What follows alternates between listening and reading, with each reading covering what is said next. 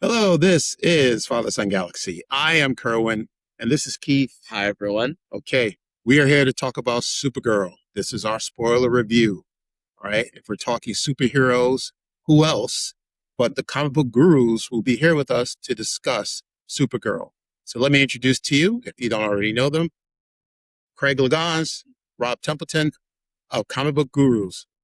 Craig and Rob, welcome to Father Son Galaxy. Pleasure to be here. We appreciate you guys. Thank you. All right. Thank you so much. All right. Here we go. We got you. We got everybody on screen now. All right. So I love the shirt. I love the shirt. Love Thank yours. I went a little bit old school Superman. Classic. Okay. I went the classic, but I like the corner sweat look. Thanks, Craig. Very nice. Of course. Very nice. All right. So we'll start off by just going around the room and just giving our overall thoughts of the film. Rob, let's start with you. What did you think of Supergirl? Didn't hate it, but when people asked me when we walked out, they said, well, what did you think? I said, Guardians of the Galaxy 4. It just was too much like the formula that Gunn always uses in Guardians of the Galaxy. So, super flop for me. All right, super flop. Okay. Keith? It's buddy. No. You go. You go, Keith. Okay. Yeah. It was fine. It was an acceptable film. I think it wasn't as much. I don't know. It had a lot of problems, is what I'm trying to say, and it didn't really feel like a Supergirl movie. It was too much space for me. Too much space? Yeah. Okay, right. I got you. I understand what you're saying. All right. Very good. Craig, what's your take on the film?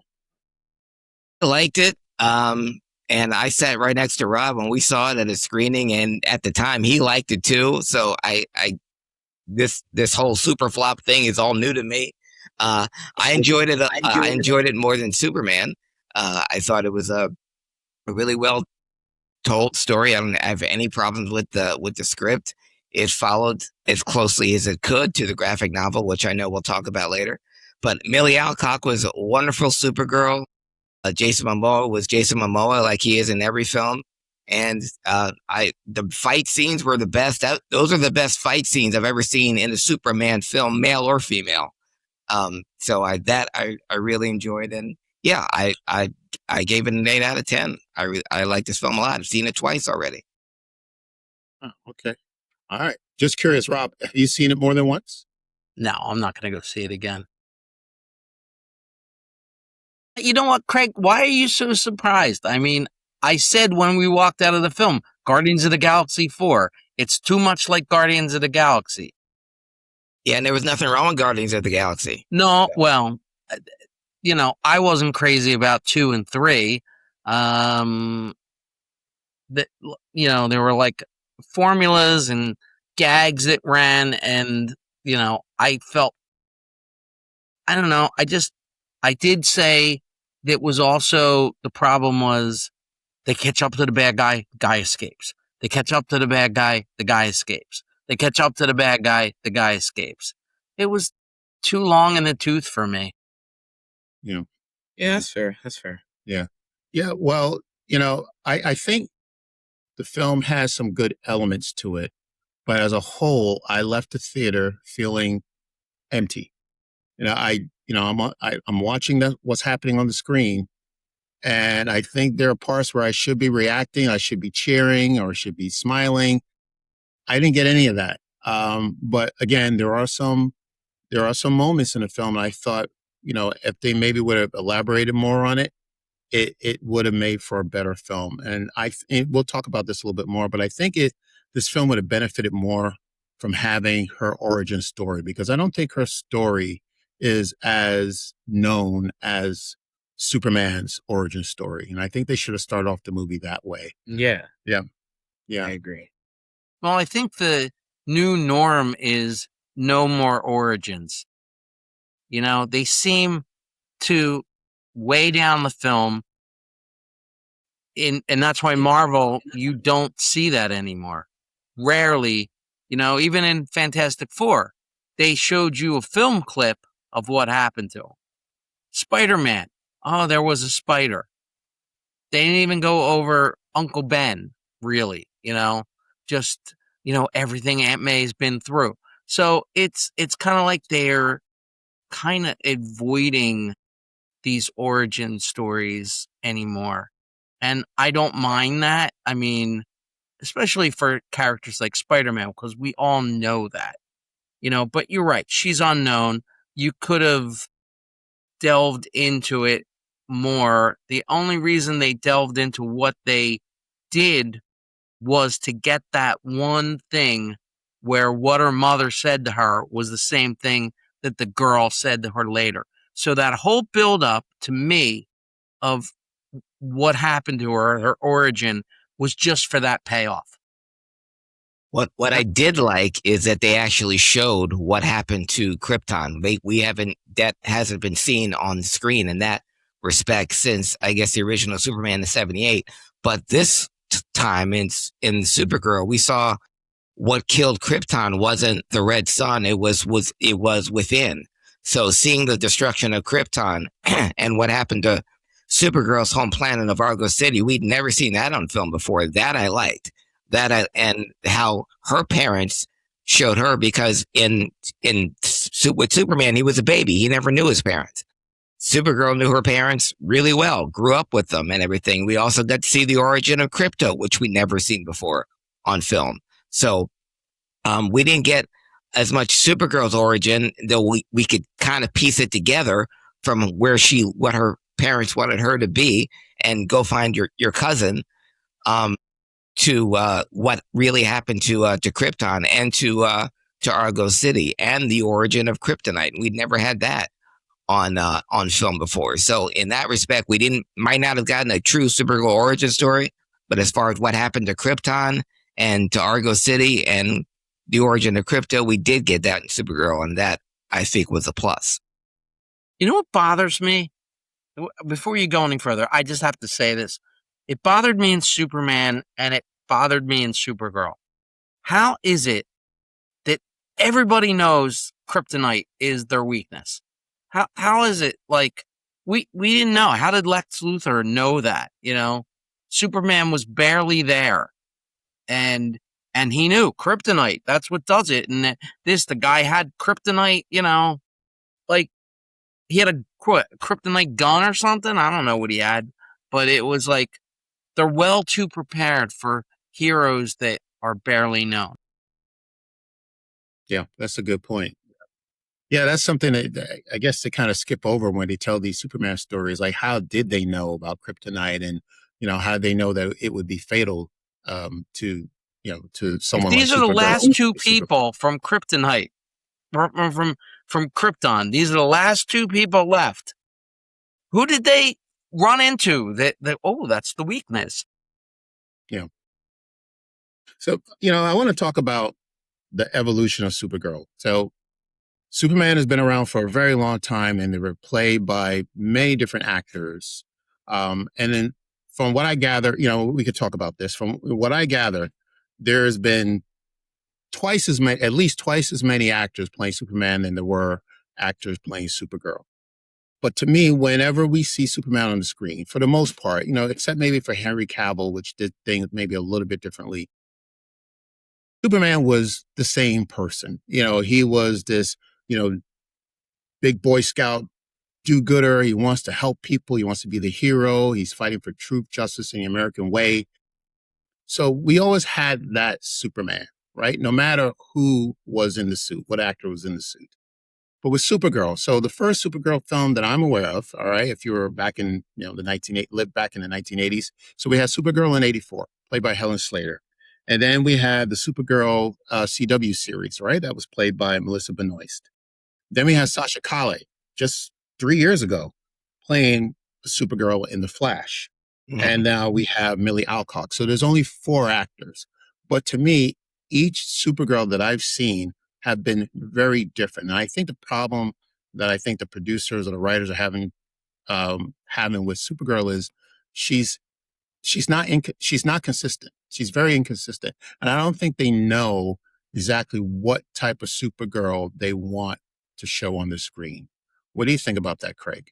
Do you agree or disagree? I agree somewhat. There have been actually 5 women that have played Supergirl. We had one in Smallville for a while, in a Vandervoort. We never saw her in the true costume.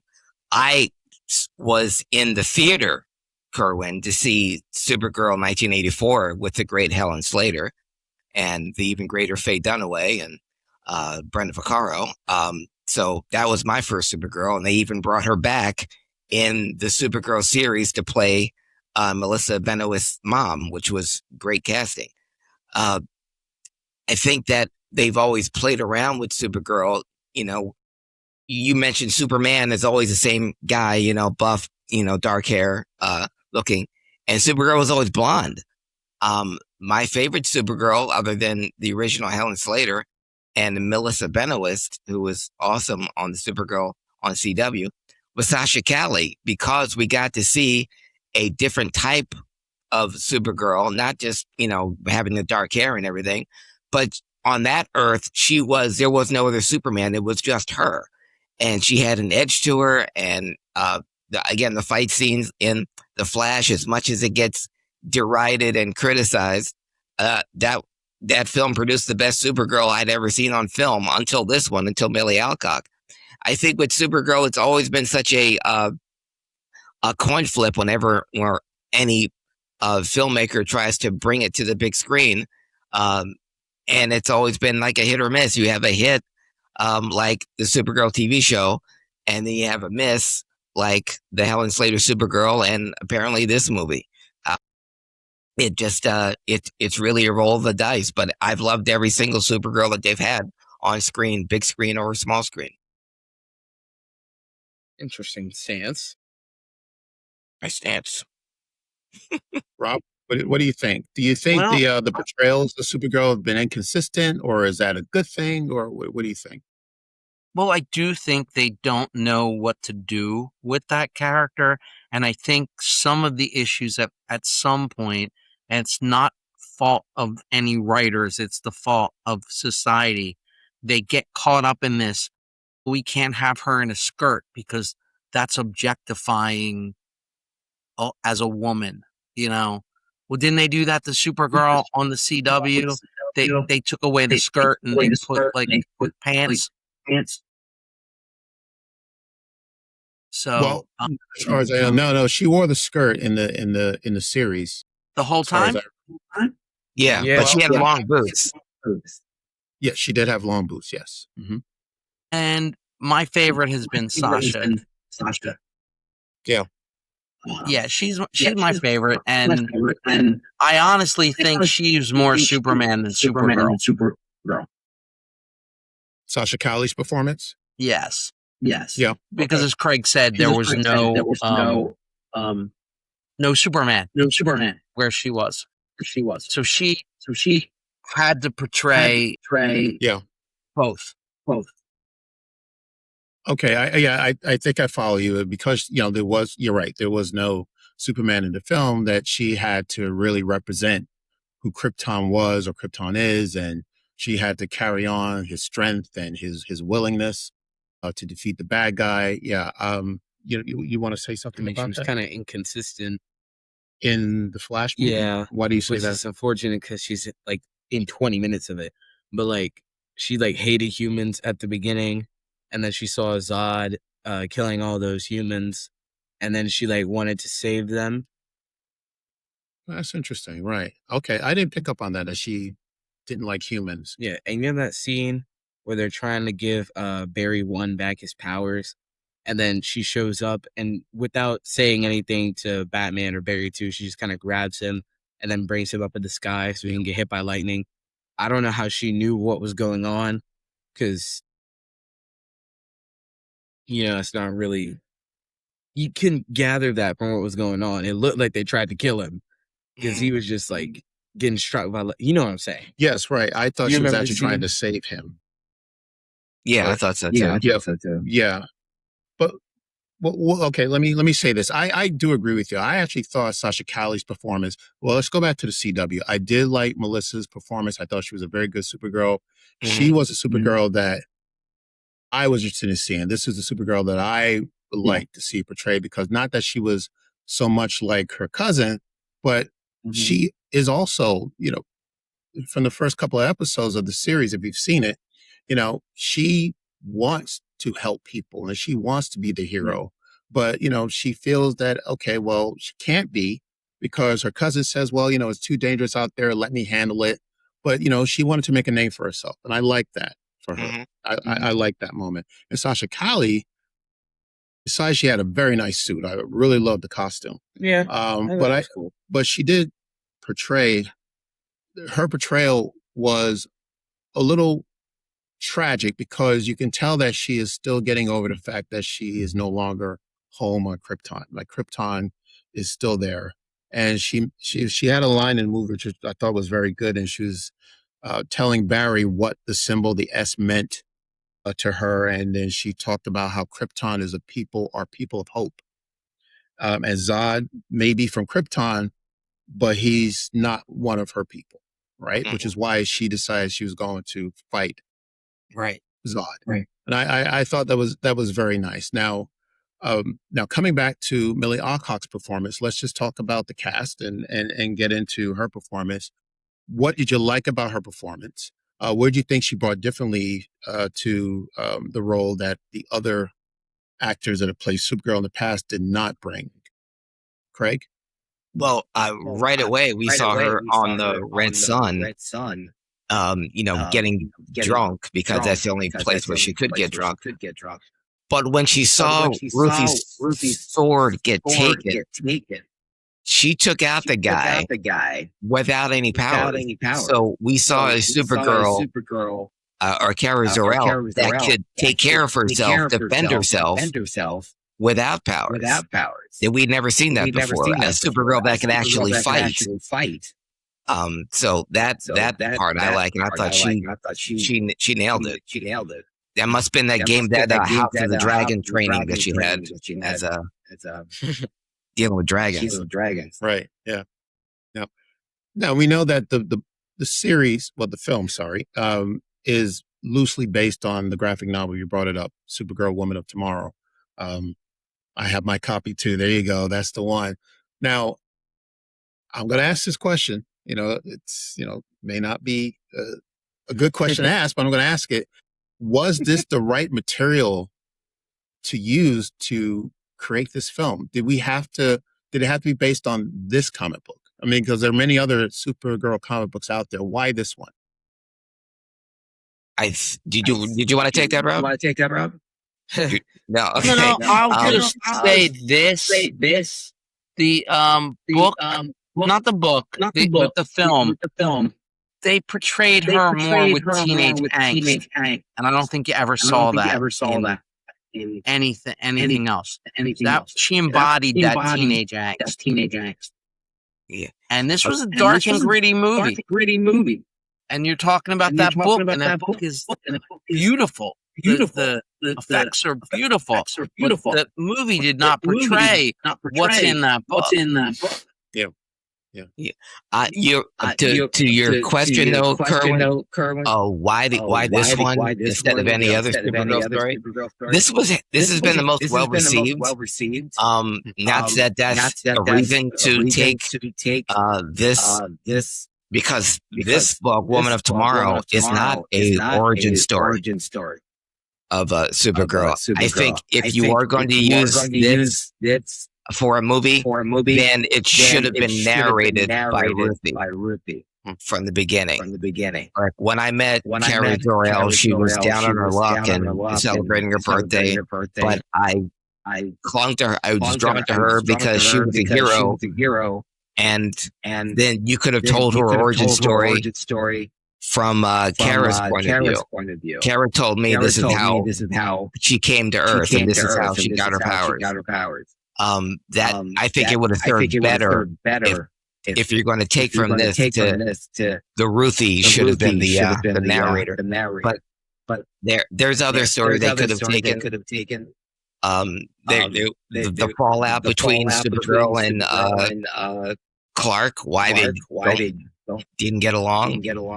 You could have taken it from her first day on Earth, or learning about English and learning about the noises and the sights and smells, dealing with a stupid dog that's a real pain in the butt. That would have been, but yeah, I this was a great story to take from, but Ruthie should have been the narrator. And obviously they can't do everything because you see how thick the book is. They went to a lot of planets, kids, on that novel. And I'm sorry about the echo. I don't know where that's coming from, but I'm still glad to be here. No, that's fine. I didn't hear an echo. That's fine. I'm hearing the echo too. Oh, you are? Okay. All right. Huh. Well, we'll be able to fix it in post. We'll fix it in post, yeah. Or we'll just shoot the whole episode. This movie. You know who should have directed this movie? Clint Eastwood. That's very interesting. Tell me This why. is like High Plains Drifter. The good, the bad. She's portraying that Clint Eastwood rebel cowboy that doesn't really want to reluctantly help. She didn't want to help, but she did. But Rob, you got the right genre, Western, but the wrong story. The screenwriter said she took this from True Grit, and The Woman of Tomorrow was written in the style of True Grit. Young girl who lost her family and looking for revenge, so she goes to an aging, boozy veteran to help her out. So, right genre, Rob, Western, but different movie. And right actor. And no, it was John Wayne. Yeah, True Grit was the inspiration for Woman of Tomorrow and what you see in this film. As I was watching it, it reminded me of True Grit. And then I saw an interview with the screenwriter, and she said, "Yeah, I got it from True Grit." So That's there you interesting. Go. By the way, you brought up the writer. The writer is Anna Noguera. The movie was directed by Craig Gillespie. Keith, do you have any thoughts about the movie? Anything that you want to say about it? What didn't you like about it, or what did you like about it? How about that? Problem is, I don't have that much to say about it. You know what I'm saying? Like, I don't know. This film didn't really do anything for me. It's not even bad, but it's not good either. You know what I'm saying? It's it's in Mando and Grogu territory. Okay, that's fair. That's Okay. fair. I think she will become. I'll say this, and that's where I'll end at my comments. I hurry on this. I think she will be a good supporting character in the future, but I don't think she's a character that can carry the film. Now, let me say something about that. I don't know if I'd quite agree with that, Rob. Yeah. I want to go back, though, to something you said that I thought was a good point. And this also involves True Grit. Now, if you look at the character that John Wayne played, and this little girl who wanted to hire John Wayne to do whatever he wanted to do, there was a big age gap, right? In the comic book, the Supergirl comic book, I thought there was also an age gap as well, because to me, the little girl looked like she could have been maybe 16 or 17. Yes. And Supergirl was probably maybe 30-ish. But I didn't see that age gap in the film. And I think that might have been a problem, because they seem more like contemporaries rather than, someone that this little girl, Ruthie, I keep calling her little girl, Ruthie, someone that Ruthie could look up to. Yeah. Yeah, I It's thought only they're a very 10-year close in age. gap. And I Really? want to talk 10 about years? that. Wow, I didn't even think it was that. Ruthie's 13, Kara's 23. But in the film? Yeah. Yes. Okay. All right. So- Well, I think the actors are probably closer in age than that, but go ahead. Yeah, they don't look old, is what I'm saying. But Right. if I look at Kara, she doesn't look like she's 30. Correct. Which Which she's not. Might actually be a problem in this context. Well, that's my point. Here's Yeah. the thing, she's supposed to be older than Superman in the comics, right? They sent her to make sure Superman got to Earth safely. Yes. She got knocked off course or whatever, and then she showed up late. So she's older than he is. I think she was She's probably 9. about 10 years. About 10 Yeah. years Yeah. older. So I was close. So she's 10 years older than Clark. And I don't really know why they changed that. because I feel like it didn't make that much sense or make that much of a difference to change it the way they did it in this movie. I think the original origin story is like makes more sense, because then having Supergirl be 30 and then meet Ruthie, it makes a lot more sense for her to be like a mentor to her. Correct. Right. And I think that's the reason why we needed an origin story. I think the story was told out of order, Craig. Like I said, there were some elements that I thought were very good, like as far as the origin story, where the parts where we see her interacting with her mother and father, and her mother is dying of this poison caused by the particles from Krypton, and her father making the decision, I don't want you to stay here because you're just going to die like the rest of us. So you need to go to Earth. Yeah. And then we see that rocket ship, land, and then we see Superman there to help her. And the two of them are speaking different languages. He doesn't understand what she's saying. I thought that was very interesting. I thought I wanted to see more of that. And I think her journey should have been on Earth rather than intergalactic. Yeah. And I think having it take place on different planets really took me out of it, because when you do things on different planets, I mean, you got to have, creative set designs and visual effects. And I don't think the two work together in that movie.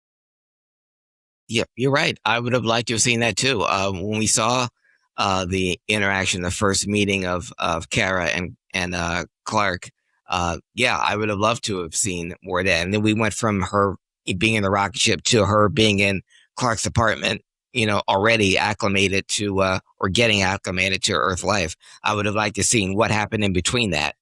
How did they break the language barrier? How did she and now your powers will be start to hit you right now. I would like to have seen how she dealt with, having powers all of a sudden, because she's been helpless her whole life up till then, watching her parents die and watching her planet die, and now she's got these godlike powers. That's got to be a shock. But yeah, I would have liked to have seen that journey, how she got to be Supergirl.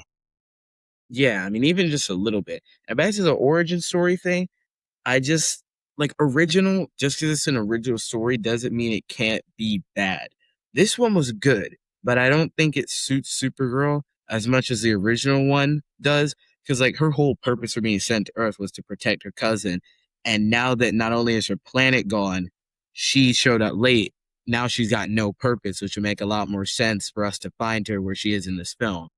So I think that would have served the story better than her just kind of showing up. And then she's already got a friend in Clark, because that's her cousin.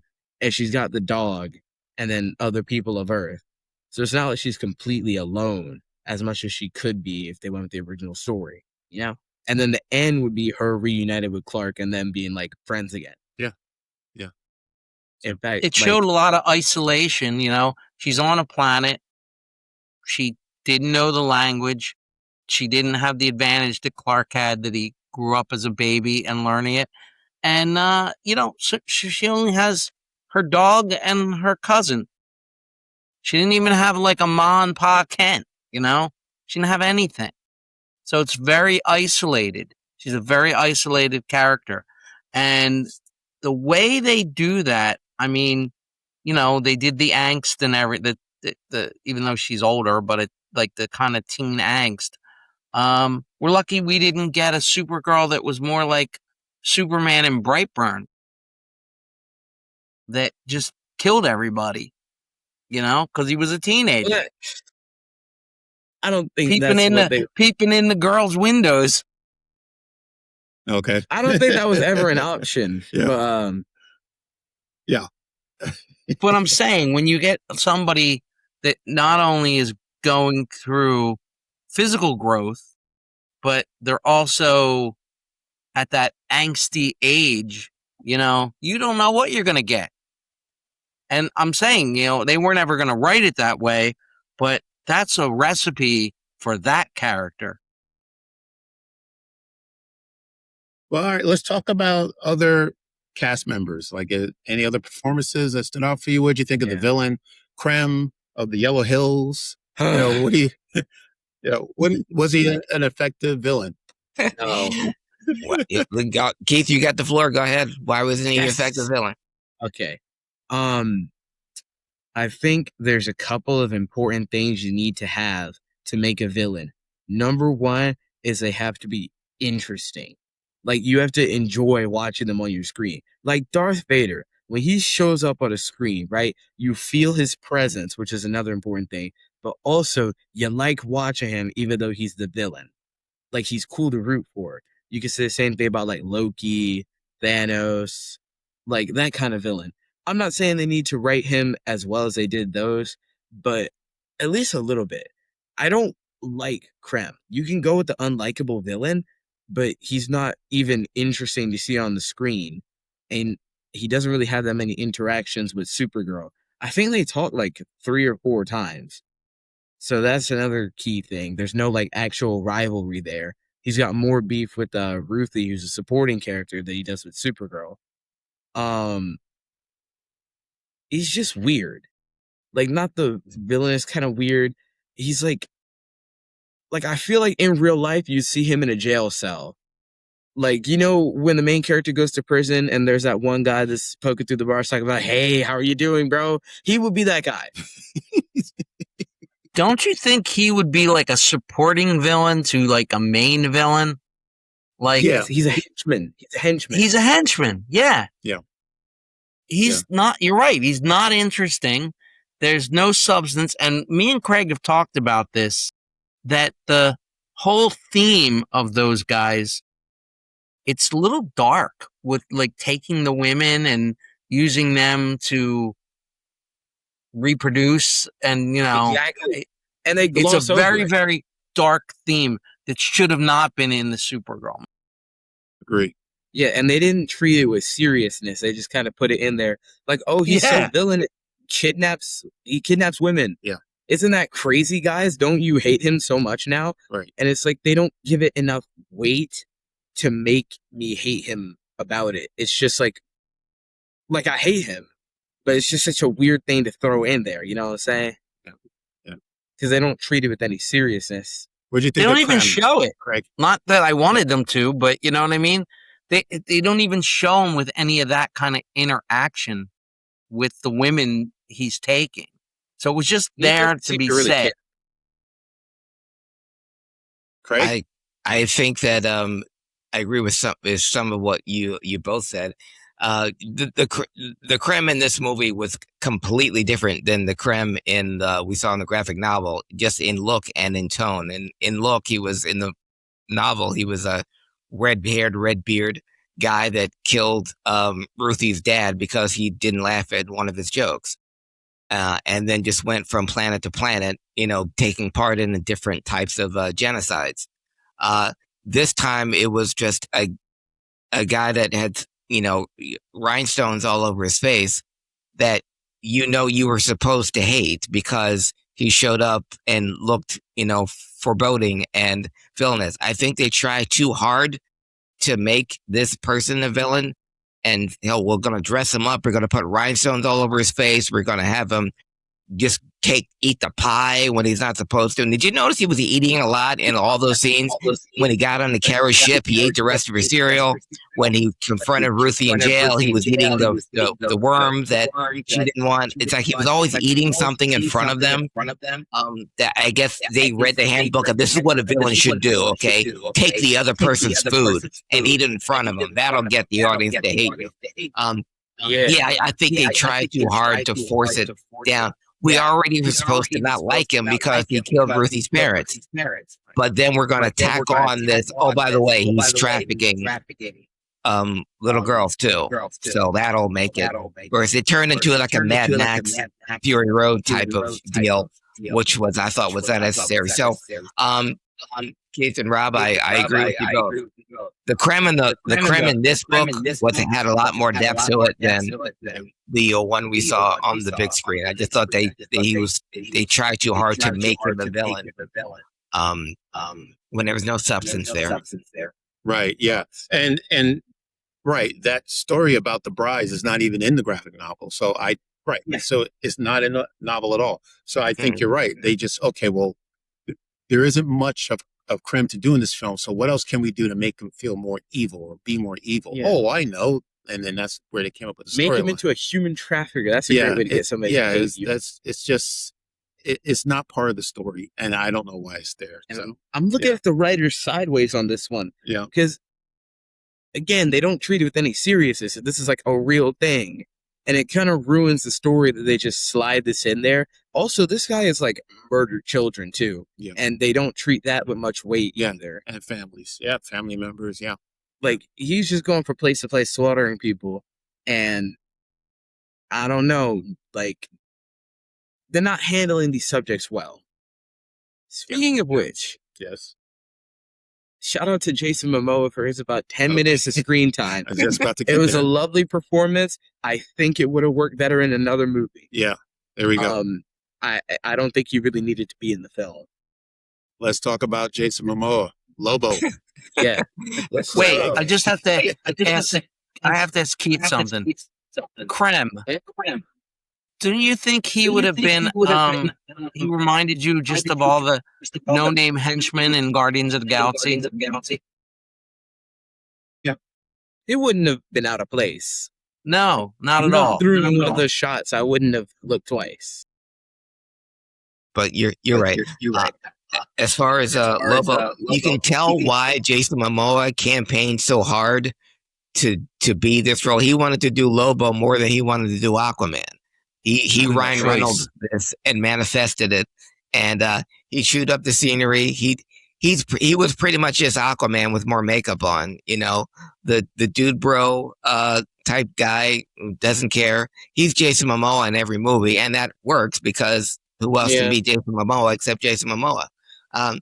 Yeah, did a great job as Lobo. I'm looking forward to seeing him in more stuff. If he showed up in Peacemaker, oh man, look out. But he's he did great. This is a part that he really wanted, and he knocked it out of the park. Okay. Yeah. But once again, Lobo was not in Not in this. No, Lobo I'm was not not in saying- this novel. exactly, but I'm not saying that it has to follow the novel, to a T.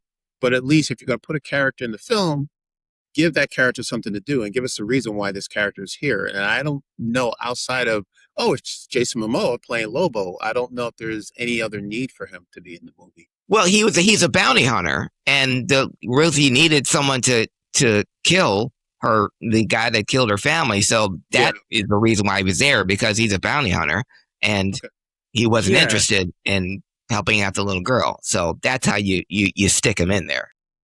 I mean, I thought they were going to have it be this is Supergirl and Ruthie don't want to get blood on their hands. Lobo was going to be the one to, remove Krem from this planet, give him the Vanessa meet and greet. But they didn't do that. And I think the problem with him is that, I think a character that just kind of shows up throughout the movie, comes and goes, is fun. But it doesn't really work here because he only shows up when it's convenient. He shows up in the fight scenes to help Supergirl out, and he shows up at the end to just kind of break out, kill the guy he had a bounty on, and then leave. And then cheer somebody on whenever there's some violence going on. He's like, yeah, I knew you could do it, from the sidelines. And I don't think it really helps the plot. And I think they also put him in the marketing a lot, even though he's not in the movie that much. He's in about 10 minutes of it, I would say. Would you say? Fair? Yeah, 10 minutes screen time. Yeah, and I'll also never explain how he got into jail in the first place. He's beating every single person up, and he gets captured. That's kind of weird, but okay. I mean, he's cool. I'd like to see him in other projects, just not this one. If they took everything he did here and put it in a movie where he actually fit, I think I would like it more. I think Lobo's supposed to be darker than this. Really? Okay. Well, he did kill his entire planet, as they said in the film. Lobo should be, well, it's a thing that I guess it started with Marvel and maybe it's turning into a thing with DC, and I'm not even sure if this affected. You can't have a villain just be a villain anymore. Doesn't work. You have to give them a moral compass that they've took the wrong turn. Thanos had a reason for doing what he did, but it wasn't morally the correct thing to do, but he thought it was right. So Punisher is the same kind of thing. And Lobo, to me, is like the intergalactic Punisher. Okay. All right. Well, let's. Why is that funny? And you're just like, okay, let's move on. No. I mean, there's anything else we want to talk about? I want to talk about the finale, but before we get there, is there anything else we want to cover about any of the performances or anything else? Our favorite moments in the movie, maybe? The person that stole the movie for me was Seth Rogen. The voice of Seth Rogen, rather. All right, tell me where this. Oh, is that the creature, the short guy? Yeah. Okay. When Silver got on the On the rocket bus. ship and he was the conductor. Oh, see, I told you, Lloyd. I should have called that sick today. And he said, when he said that was Seth Rogen. When she said, "Can you direct us towards a yellow sun?" And he said, "Well, if I had an engine or some balls, but I have neither." Okay. See, made you laugh all over again. So You're right. Yeah, I see. I forgot about that moment. Yeah, that was pretty good, and he got a laugh in the theater, and I think that was the only time, anybody laughed or had any type of Yeah, emotion. I'll tell you, our theater was electric the entire film. It was pretty cool. Every scene, people were laughing, lighting up. That's sarcasm. It was the reactions were insane. You had to be there. Yeah, that's sarcasm. couldn't tell. Couldn't tell you there was popcorn in the air. Right. Yeah. It's a very quiet film for us. Yeah. Everybody was. It was like a library in there, man. But oddly, after the movie was over, people started applauding. I don't know if it's because the movie ended or they enjoyed the movie. Yeah. Remember that? I don't understand people who applaud at the end of movies. Yeah, I think you're goofy if you do that because it's not like they can hear you. They're not sitting behind the screen. Yeah. So I don't mind the applause. I mean, if it's a good movie, you're gonna applaud. Just like going to a Broadway play, Yeah, but the actors can hear you if you applaud at a play. I hear you. But if you enjoyed it and you enjoyed the show, I mean, there was huge applause after Endgame. Did you applaud after Endgame? That's different. Unfortunately, same thing. It ain't different. I didn't see Endgame. I saw Endgame way after everybody else did. So by the time I got to see it, the theater was empty. But I could imagine how excited people were at the end of that film. I mean, it's just Best reaction I had at a movie was I took my niece, who was very young at the time. I took her to Infinity War when everybody was dying, and she was crying. And she was, they can't be dead. They can't be dead. Yeah. And they weren't. Yeah. But see, the illicit reaction from an audience, applause is natural. Yeah, exactly right. Emotion. That's why you go to the movies. I wonder if people slapped at the end of Infinity War. No, people are too busy crying at the end of Infinity War. I was one of them. I was very upset. I just, especially, hey, I know we're supposed to be talking about Supergirl. Yeah, but I mean, think about it this way. If you see half the characters in the verse die, you know they got to bring them back. Yeah. Because that's their cash cow. Spider-Man? Come on now. Yeah, everybody died. It was still well done, It was still, yes. Shout out to Tom Holland, Mr. Stark. I'm not feeling well. I'm not feeling too good. Great stuff. So that got me. That hurt, okay. man. So let's talk about the finale. All right. Now, there seems to be a controversy between what happened in the film versus what happened at the end of the graphic novel. And I'm confused about both. So this is why I have you guys here, because of course nobody know. I always say this. Nobody knows comic books as good as you do. It's in your name. Yeah. So, all right. So to wrap this up, so the story goes is that, Ruthie is after Krem because Krem, like you said earlier, took her father's life for no particular reason. I mean, in this film, I'm sorry, I don't want to interrupt you, but I just got to get this off my chest. Yeah. They shot it so weird because, her brother had like his earbuds in or whatever, so he had no idea what was going on. Right. And then he showed up, tried to scare Ruthie, and got an axe in his back. And I don't understand why that happened. Right. Because, what, did he get spooked or something? Well, I think Krem was there to just get rid of everybody anyway. So that was the plan. He wanted the swords. I think he was going to leave, too. Yeah. Well, he just brought up a good point anyway. So the way it happened in the book was much better than how it happened in the film, because in the book it was just her father that was killed, and it was like it was a exterior scene, and it's just Krem and the dad, and they're having this argument, and then Krem pulls out a sword, and then that's it. I don't know why it had to be a family of four. Like, okay, everybody dies except for Ruthie. I don't know why they did that, but anyway. I guess it just felt like it. And then they have her go back to her aunt at the end of the film, when you could have just had that be her mom and her brother. Didn't have to kill the whole family. You were just going to introduce more family. So, right. So all throughout the book is Ruthie wanting to get revenge. And, throughout the book, Art is trying to convince her this is not the right thing to do. You don't want to take revenge. This is something that's going to stay with you for the rest of your life. Don't do it. All right. And then at the end of the book, so now Ruthie is an elderly woman. So many years had passed, right? Like 300. Right. Yeah. So apparently, Krem was captured and sent away to the Phantom Zone, and apparently has been in the Phantom Zone for hundreds of years, at least 300 years.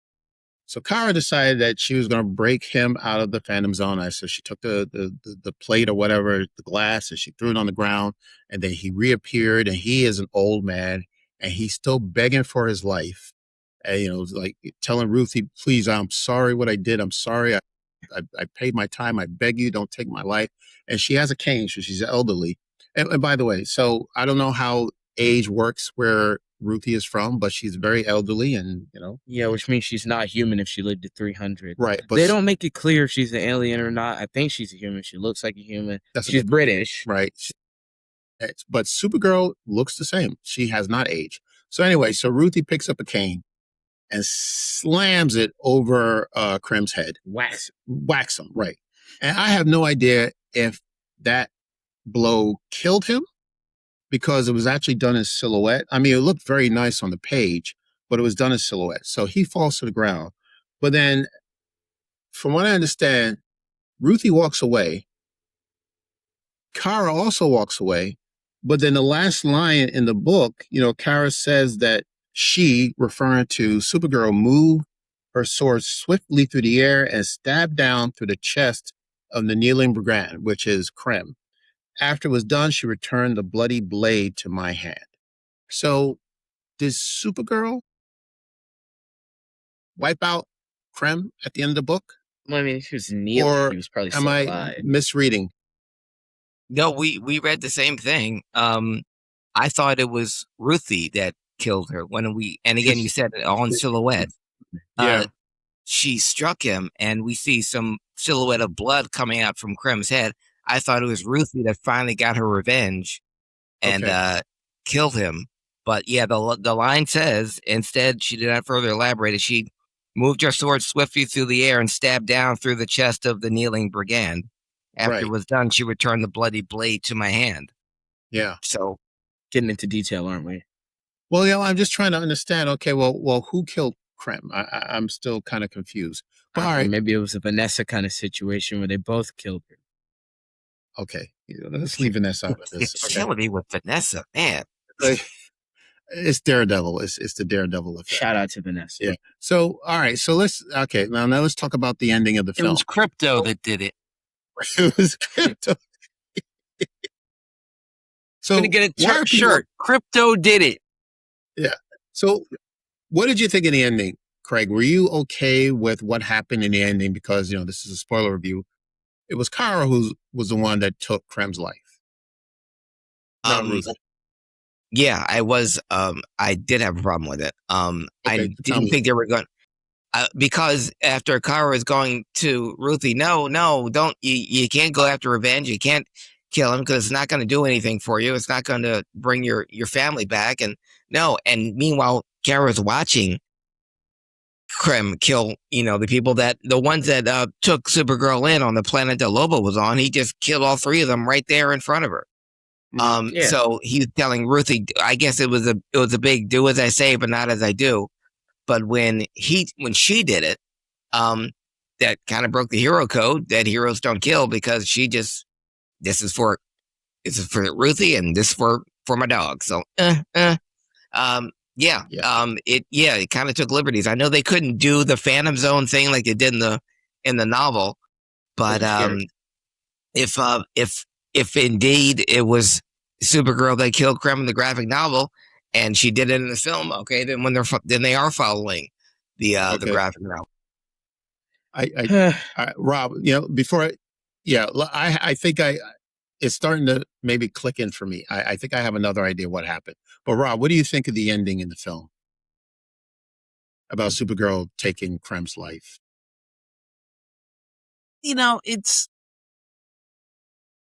She's bad because she did it, but she's good because she was trying to say, don't, you shouldn't be doing this, but this is a deserved punishment. But I will take that. I'll take that on me so you can be a little girl and not have to live with that. And I think when the girl said those things to Supergirl that mirrored what her mother said, which I think is the whole reason we got that part of the story, because that was the payoff. Those lines, they were mirrored lines. Yeah. That was the payoff. Right there. That's when the arc kind of took it on its own and said, okay, this is the redemption. And that was the payment, to take him out. Yeah. To sacrifice her moral stance so Ruthie could be a child. I mean, I think it was noble, but the way they frame the scene kind of makes her look like a hypocrite. Because, like, immediately after she says, don't do that, it's going to, like, ruin you and never come back from it. Then she kills him. So, I don't know. Maybe they could have, like, put the dialogue in a different spot. Because it's just, it comes off, it doesn't flow very well, is what I'm saying. I like that she killed him. No. That sentence sounds horrible, but you get my point. Like, for the narrative, I think that's how it should have went. But I also think that the scene just kind of makes it look weird. Yeah, we did fail to mention that, Krypton was injured. Krem did shoot this arrow at Crypto and, didn't kill the dog, but the dog was very sick. Yeah, so they had to get the antidote right, off of him. Right. And then, apparently, so whatever arrow that Krem has, he has an antidote for it just in case. So this is what was driving Supergirl to take revenge on Krem because he shot her dog and she wanted to just get that antidote for him. It's a weak excuse. John Wick. They teleported into that scene. I don't know if you saw that, but there's just this random shot of them walking up to her ship, which made no sense to me. 2, who looks to get shot by their own signature poison? And 3, who makes it known that they keep an antidote to their own signature poison on them at all times? Wrapped around this 4, who wears it as a necklace? So if they didn't know it already, everyone can see it. If you need the antidote, it's right here. Yeah, right there. Yeah, it's like he's not durable at all. Like if Ruthie's sword can kill him, then that means that like pretty much any weapon should be able to do the trick. So he's not particularly hard to take down. So why is he wearing that antidote like a badge of honor, as if somebody couldn't just roll up on him and take it? Got it. Somebody could steal his shade. Of course, yeah, absolutely. Yeah, Again, it's like the henchman mode. I'm big and tough until the bigger and tougher guy. I'm stupid. I'm big and tough, but I'm stupid. But they did say on his world he had the strength of 100 people, and he did catch that tank with one hand. So he has strength on other worlds. But maybe that's why he keeps but all solid points, Keith. None of that made any sense. How they just showed up at Supergirl's ship and how he keeps the antidote for the poison he shoots at people around his neck. Maybe it's just to bargain with. If I shoot you, if you want to, and you want to save the person I just shot, well, then you got to bargain with me. Give me something I want, and then you can. And remember, as stupid as he is, he knew about kryptonite. Yeah. Now, every good villain has henchmen, right? Yeah. So Yeah. you know how Thanos had the Black Order, Loki had the Chitauri, Palpatine had Darth Vader, um, Ultron had the Ultron bots, And the Lex Luthor Ultramarines. had Ultraman. Mm-hmm. So I'm just thinking, right? Krem's henchman was supposed to be that guy that Lobo had a bounty on. Do you know his name? No. Exactly. I Yes. don't even know why they like put so little emphasis on him. Because the only time I heard about him was when Lobo was talking about how he had a bounty on him. And I didn't even notice that he died until I checked the wiki and they put a cross next to his name. And I'm like, oh, well, that's interesting. So I just feel like they could have at least let me know that he was in the movie. Because he's just kind If of. the big bad is stupid, right? The big bad is dumb and a bad character. What do you think his henchmen are? They're worse. They're more stupid. They're more useless. Lobo was in the film because he was there to collect a bounty on Krem's henchmen. And when Supergirl was about to be decapitated, when Lobo showed up, we hear the chop, the sling, and then we see Lobo putting something in the bag, which is the head of the guy that he just decapitated. They didn't show that in the film, but that's what happened. So Lobo was only there to collect his bounty. And the bounty was the head of Krem's henchman, who was going to I heard execute there was Supergirl. 45 more minutes of Jason Momoa that we didn't see. They should give him his own project with that much footage. I'm sure he will. Yeah, I don't know if we needed 45 more minutes of Jason Momoa. I don't know. I mean, But I heard he's the same thing, cool. that the movie was longer, but then the test audiences did not like it. And this thing had to test more than once. And so they cut it down Yeah. to like an hour and a half. He's cool, but he's not the co-star of the film. That's Yeah. Ruthie. Right. So I don't think we needed 45 more minutes of just him. You know what I'm saying? But Craig, I think I got it now. Okay. I think I understand now the ending of the book. Mhm. Because what we're seeing, in the panel versus what is the story is being told is different. And I think that's the answer. That Ruthie, like you said earlier, is the narrator. She is the author of the story. So I think I think you're right that she may have been the one to take out Krem at the end of the book. But because she's the author, she is telling us that it was Supergirl that did it.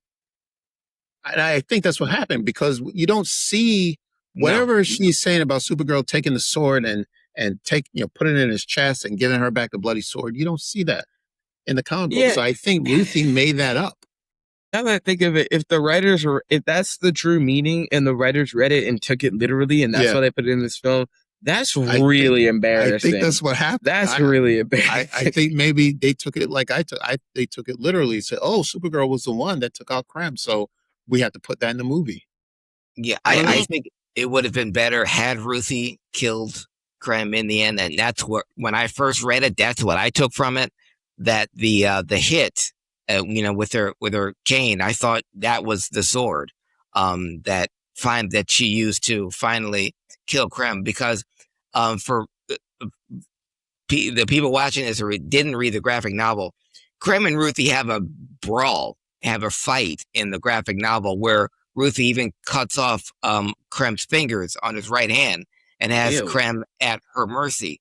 And when Supergirl intervenes and says, "No, you don't want this. It's not going to bring your father back, and you don't want to go seeking revenge." And that's when Supergirl put Krem in the Phantom Zone. And in the end, I took the ending to be that it finally, after 300 years in the Phantom Zone, and Ruthie being an old woman, she finally gets her satisfaction and kills Krem. But upon further reading, we know he just hit Krem over the head, knocked him down, but Krem is dead. But the sword, I thought, was Ruthie's, but now upon reading it again, was Supergirl's, probably. But I think it should have been Ruthie. I think this movie should have started with a bunch of kids playing with Supergirl toys. And then old Ruthie says, "Let me tell you the real story about Supergirl." Then they could go into the whole thing. Like And then at the end, Supergirl shows up, and then the whole thing of bringing Krem back and the answer of the story happens there. But that, to me, it should have been the narration from Ruthie, and that would have been a great way to do it. Yeah. I Just like like they're playing with toys. Yeah. All right. Yeah. Okay. Well, hey, look. So we know Supergirl's well. Hey, can we talk about the box office? Okay, go ahead. Talk about the box office. Well, we know it's not 100, doing very. 130 million, Oh, Lord, 128 no. million. I don't think it's so. there yet. No, I you're know talking it about made globally. 68 million worldwide opening Okay. week. Yeah, It was 170 million to make this. Yeah. Yes, it did. Yeah, and it's going to lose a lot of money. Yeah. I anticipate that she's going to be back. Maybe I hope so. in the Superman movie next year. I hope they don't take the wrong. Yeah. I hope they don't take the wrong lesson from this Mhm. and think that Supergirl is the problem here. I hope they put her in more projects because she's a good character. Yeah. I feel like there's some work to be done, but I wasn't like I enjoyed watching her on screen. But I also think that maybe it wasn't a good idea to make the second film in the DCEU a sequel About the same type of character. Yeah, it's like I just find it so weird that they didn't go for Batman or Wonder Woman or the Flash or Martian Manhunter or Aquaman or any of like the staple DC characters. They went for Supergirl. Actually, she's still like a staple DC character, but not to the degree that Maybe the she'll others join are. the Justice Gang Don't even She- get me she- started on the Justice Gang. with Hal Jordan. No, not Hal Jordan. Guy Gardner. I got there. Yeah. She is going to be in Superman a year from now in the sequel, and she will be in more projects. There is no Batman. There is no Wonder Woman in this universe yet, which is why we couldn't just like make them let's make a Batman movie. Let's make a Wonder Woman movie. We started with Superman, Supergirl. At the end of that, I really wanted to see more of her, and that's why she was stuck at the end of Superman and did such a great job. And I wanted to see more, and we got it. I applaud DCU because we're getting a DCU project every year, as opposed to Marvel, where you have to wait, 2 or 3 years in between projects. We had Superman exactly a year ago. We have Supergirl right now. We have Lanterns later on this year, which will also have Guy Gardner and Hawkgirl and members of the Justice Gang. And we'll get Superman, Man of Tomorrow, again, exactly a year ago from right now. So they're keeping all of this current and not having us wait. So that and watch when Supergirl and Superman in the Superman sequel, she'll have a bigger role and she'll get us excited all over again for another Supergirl project. And they will have learned their lesson from this. The $170 million it took to make this, they'll make that back. But obviously it's disappointing box office because they were expecting a bigger draw. But also it didn't help that it's sandwiched in between Toy Story and Minions this week, 2 huge franchises. But you gotta stick a superhero movie somewhere in the summer. So why not now? If they did it after Spider-Man, it would have got killed.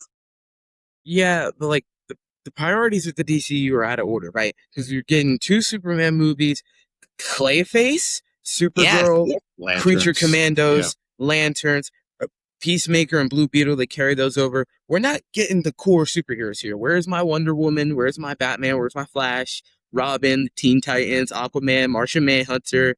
I don't know. I would even accept like a Zatanna project over this. Constantine, Dr. Fate. Me too. Keith, 2 words. Keith, 2 words. 2 words. They're JSA. coming. They're coming. Yeah. Okay. But like, I have to do the same thing with Rob. They're coming. And I'm saying this right now on the Father Son Galaxy podcast. You heard it here first. Clayface will be the biggest sleeper hit of the year. It's coming out right before Halloween. It's a horror film. It's exactly what Obsession did earlier this year. Clayface is going to do. Don't sleep on Clayface. It's going to be huge. You heard it here first, folks. I still But think it I should don't- be another like Penguin, where it's like episodes on like 5 or 6 episodes. But I don't think it's gonna be. Like, I don't think it's gonna be another like Penguin, where it's like episodes on like 5 or 6 episodes. Me too. HBO. I don't really want to watch a Clayface movie before I get a Batman movie. Like when they made the Penguin show, they released it after they released a Batman movie, so they could set Yeah. up the villain. But Mhm. they're just going in with Clayface, even though he's a Batman villain. It's like what Sony did with Venom. Like they took a Spider-Man villain, Yeah. gave their own film, and that universe failed because they're missing the core characters. I'm not saying that's going to happen to the DCU, but what I am saying is that I'm very impatient, and I think that Batman, Wonder Woman films, those two films should be the priority before we move on to stuff like, Clayface and Lanterns and Creature Commandos. I agree, but they haven't even started casting those guys yet, so that's why we have to be patient. There is not a Batman, there's not a Wonder Woman. They haven't even started casting. I think they have to finish this Robert Pattinson Batman series. They need to get that arc out so people don't get confused. Well, why is this Batman and not this Batman? I mean, Amazing Spider-Man 2 came out 2 years before Civil War, which introduced another Spider-Man. So I don't think confusion is going to be like that big. I think if they go with like a blue and gray and black color scheme, that would help, distinguish a lot. Like if they make the DCU Batman like blue and gray and then have the Matt Reeves Batman be all, dark and like brooding armor, military, like the black suit, that would be like People would know the difference. Yeah, exactly. Yeah. It would be a pretty big visual distinction. And I also think that they should probably speed up the casting. I don't know where Batman and Wonder Woman are at. Well, I'm interested to see if they're going to go with Barry Allen or Wally West as the main Flash. so here's my last question for everyone here. So as of this recording, we know, unless things change, that James Gunn is going to be at Hall H this year, San Diego Comic-Con. James. What is he going to say? What do you expect he will say? Is he going to make any announcements, special announcements? I think he's going to plug the hell out of his projects that he's got coming up. He's got Lanterns and he's got Clayface. He's producing and Superman, Man of Tomorrow next year. He hinted at a Deathstroke, Bane combo film coming up. So he will address your claims, Keith, as you're putting your head in your hands about Batman and Wonder Woman and the other DC heroes. But he will say the same thing that I'm saying to you now. It will happen when it happens. For now, we concentrate on the heroes that we do have: Superman, Supergirl, Lanterns, the Justice Gang, and we will see how Clayface fits into the Batman universe, or this Batman in DCU. That's what he will address. Yeah. Hey guys, forget about the DCU Trinity. Let's get a Deathstroke and Bane project. How's that sound, everyone? Aren't you excited? I'm excited. Rob, what announcement is James Gunn going to make? I'm sorry. Oh my God. But at least with Superman, he's going to write and direct it. So, I mean, there's your redemption, I guess. Gotcha. But I just I don't know. I hope the rumor I heard about Lanterns is true, because it's supposed to be a buddy cop. It's supposed to be like a buddy cop thing. Yeah, Lanterns is going to be great. Yeah, it's true detective in outer space. That's what Lanterns is. But what I heard is the plots of Lanterns and Supergirl, because all the stuff I've seen from Lanterns has been on Earth. But the rumor is that they are trying to solve a murder, and the murder is Guy Gardner. You're kidding. No, that's the rumor I heard. I think Craig heard the same rumor. Okay. Yeah, but Lanterns is going to be interplanetary. So they're going to be solving crimes on different planets. So they're going to, Guy Gardner will be there. Hawkgirl will be there. Isn't Guy Gardner going to be in Man of Tomorrow? Yes. I'm just saying the rumor I heard that they were going to kill Guy Gardner, and that was going to be the Lantern show. They were going to try and solve his murder. Interesting. That would make me Okay. a little bit mad Yeah. because I've seen him once. Yeah. And Okay. he was a piece. But remember something, Guy Gardner wasn't always a Green Lantern. He used to have a yellow ring. Did you know that? This is new to me. Okay. Yeah, I No. I'm LARPing the DC universe, so I Yeah. wouldn't Guy know that. Guy Gardner wasn't always a Green Lantern. He was like Sinestro. You know, he had a yellow ring. Interesting. Okay. All right. Okay. 'Cause that always confused me. I'm like, wait, he's a Green Lantern? I thought he had a yellow ring. Shout out to Guy Gardner for switching up. Okay. Wait, so if he got a green ring, doesn't that give him a fear of yellow? Yeah, I mean, if he guess, has like I yellow- said, it never made sense to me. Okay. And I'm not Like- the DC expert. You know, I'm more Marvel.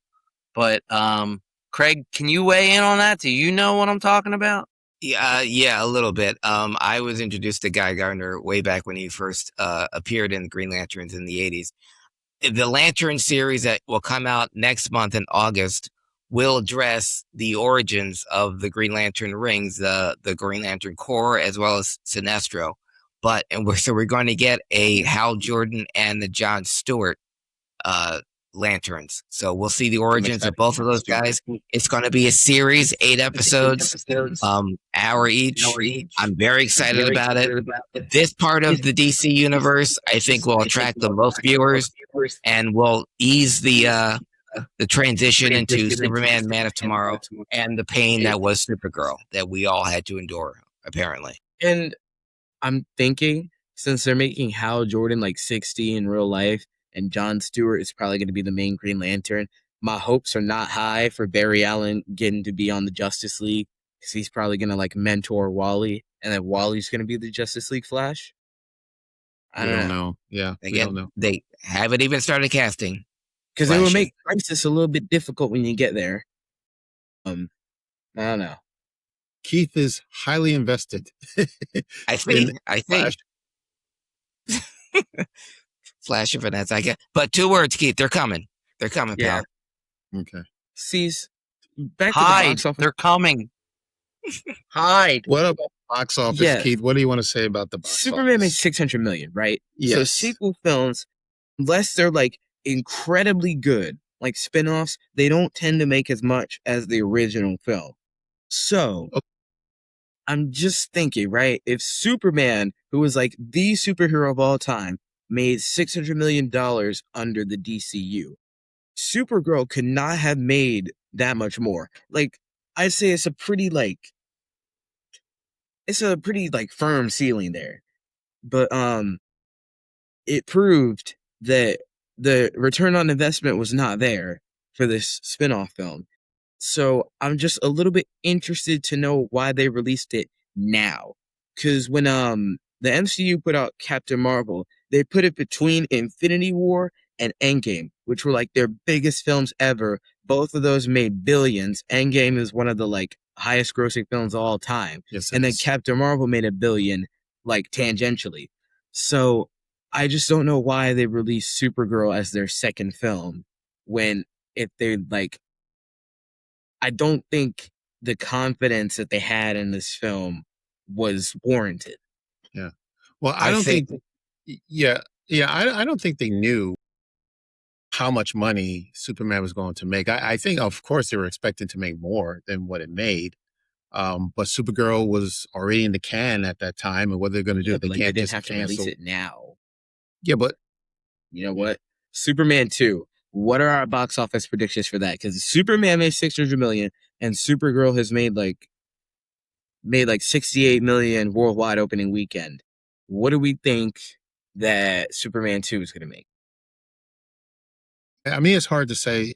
I mean, it sounds like James Gunn has a plan. No, I think he still has a plan, which is the reason why.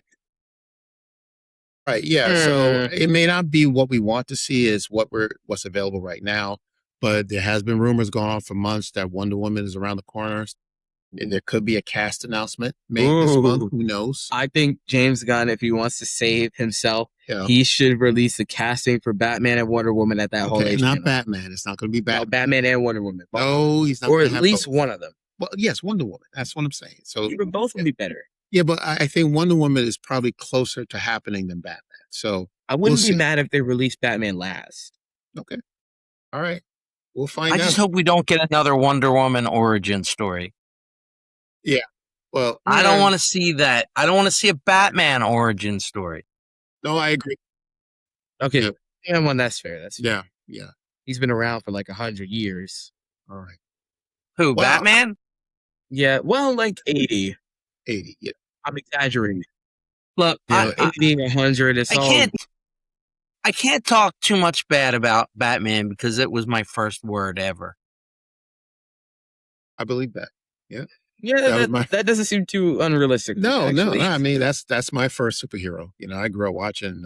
That was my first word. I mean, literally, that wasn't mom. Yeah, because my mom used to sit me in front of the TV with my brother watching the Adam West show. And how many times did they say Batman in that? Even in the song, Batman. So I'm sitting there as a kid going, Batman. I believe it. Yeah. I was doomed from the start. See, I'm just saying, right? I don't know what it is with DC and putting expiration dates on their projects, right? Because they did it when they were releasing, Blue Beetle, Aquaman, and Flash, when they told us the DCEU was going to die, right? And now that the DCU has started and they've said that they're not going to put Robert Pattinson in the DCU as that Batman, that means that his franchise also has an expiration date on it.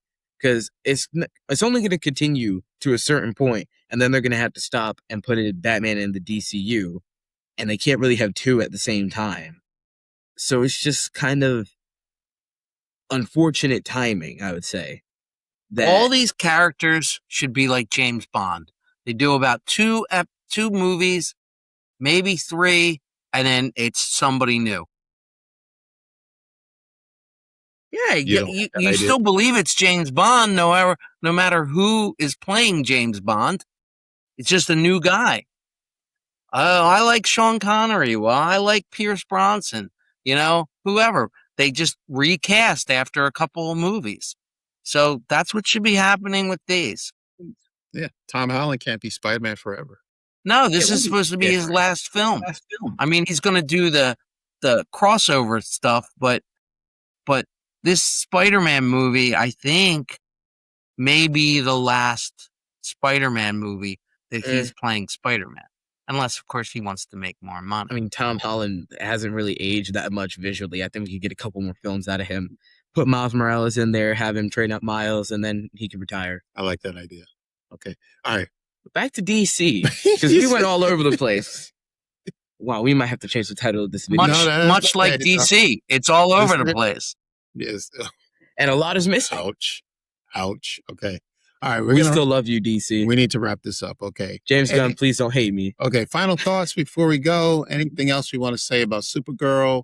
I think we're still looking forward to DC. There's a lot to, they got, like I said, they have plans. There's still a lot of DC coming. So we just, okay. I'll say that my faith in DC has not diminished by much. Supergirl will move on, and then whatever is next, we'll hear from James Gunn in a couple of weeks. So, all right, stay tuned, everybody. All right? Okay. All right. That is it. This was our spoiler review. This was our spoiler review of Supergirl, all right? So once again, thank you to the comic book gurus. Read the graphic novel, watch the movie, let me know what you think. Do you think one was better than the other or about the same? Let's have a conversation about the ending. Let's talk about that. All right. You can find us wherever you get your podcast, socials like Facebook, Twitter, and Instagram at Foundation Galaxy. Our website is foundationgalaxy.com. Subscribe to our Patreon. We've got some new content coming, guys. There you go. So get excited. Patreon.com/FoundationGalaxy. Also have a merch store, foundationgalaxy.myspreadshop.com. Buy our stuff. It's really cool. All right. We wear our own merch, so you can tell it's good. Yeah. We're not wearing it right now. Trust us. We do wear it. Okay. Thanks, everyone. This was great. This was fun. We're going to be back. There's so much more comic book to talk about, comic book films, comic book TV series. You know, the X-Men is here now, so we'll be in touch. Thanks, guys. All right. All right. Thank you for having us. No problem. Bye. No problem. Thank you, everyone, for watching or listening. Until next time, take care. And we will see you Yeah. again.